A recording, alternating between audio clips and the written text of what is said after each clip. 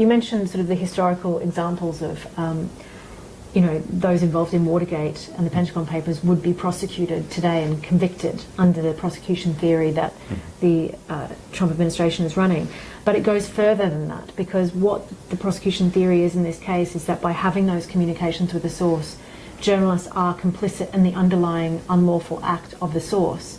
And so to explain that in this context, Chelsea Manning made unauthorised disclosures in breach of her obligations under US law as a military officer. Now, we can all debate about the policy issues about whether there ought to be public interest defences for those who engage in principled whistleblowing on war crimes and human rights abuse. Leaving that aside, we have always noticed, and Professor Mark Feldstein talked about this, the source-journalist dichotomy, which is it may be that your source engages in unlawful activity or breaks the law or their own obligations in making an unauthorised disclosure about wrongdoing.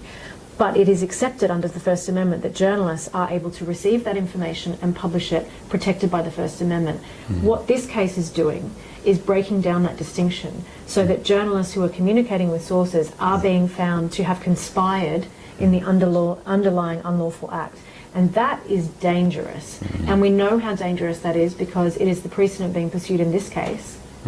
It will effectively mean that, again, national security journalism is dead. But we're seeing it rolled out in other places, like with President Bolsonaro in Brazil, the case theory was used to pursue Glenn Greenwald, that he is, having received information, he is somehow complicit in the underlying act of hacking that's been alleged against the source. So I think it's a very dangerous precedent that goes above and beyond what has historically been considered legitimate news gathering activities.